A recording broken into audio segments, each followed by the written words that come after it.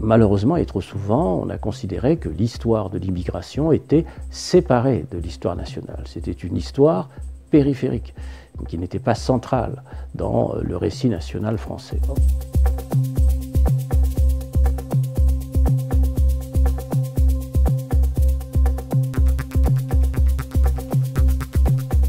La question de l'immigration est aujourd'hui très importante dans la société française parce que cette question est un objet à la fois de rejet, de xénophobie, on le sait, mais aussi de traditions installées d'hospitalité dans la société française. Bref, il faut connaître l'histoire de l'immigration pour combattre les préjugés, les fantasmes et les stéréotypes qui ont cours aujourd'hui dans la société.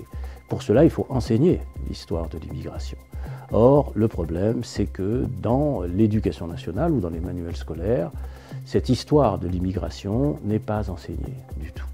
Elle ne figure pas dans les programmes et bien sûr dans les sujets qui tombent au baccalauréat ou dans d'autres concours plus prestigieux ou plus importants, ce qui est dommage.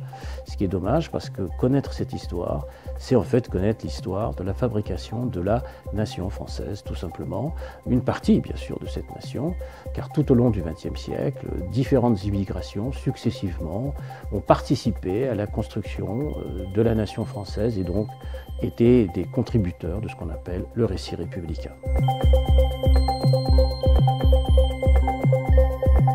Bien, il faudrait que cette histoire de l'immigration figure d'abord dans les manuels scolaires, puisque tout au long du XXe siècle, différentes immigrations se sont succédées, les immigrations italiennes, polonaises, juives d'Europe centrale, espagnoles, portugaises, bien sûr, les immigrations européennes, mais également les immigrations postcoloniales, notamment pendant la période de la décolonisation, et ce qu'on a appelé entre guillemets les 30 glorieuses, se sont succédées en France et ont contribué fortement à l'expansion économique française. Ce serait là un moyen d'atténuer, d'affaiblir, disons, les préjugés négatifs qui existent à l'encontre de ce qu'on appelle aujourd'hui l'immigration.